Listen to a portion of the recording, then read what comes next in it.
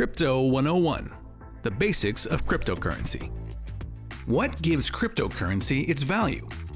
In the last few years, cryptocurrencies have been popping up like weeds. Bitcoin, the first and best known crypto, has a current value in the tens of thousands of dollars, and at one time was above $64,000.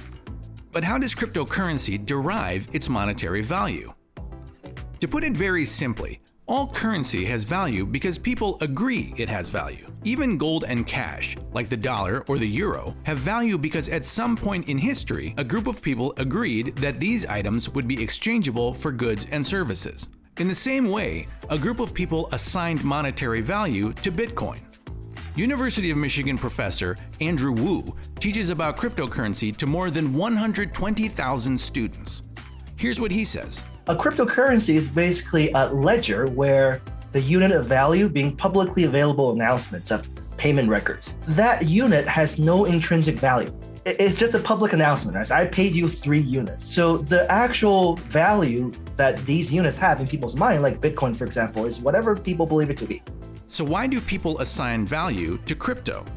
Bitcoin and other cryptocurrencies have some traits that make them attractive as a mode of exchange.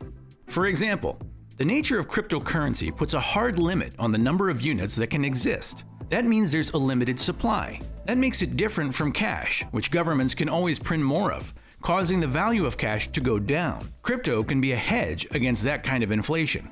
Not everyone has to accept the value of Bitcoin as long as enough people do. And the more people that do accept Bitcoin's value, the higher its value can rise. Here's Professor Wu again. People believe that it has some value, for example, either as an inflation hedge or as a way of a speculative vehicle. So it's very similar to a digital version of gold. And that's basically the case for almost all of these cryptocurrencies out there.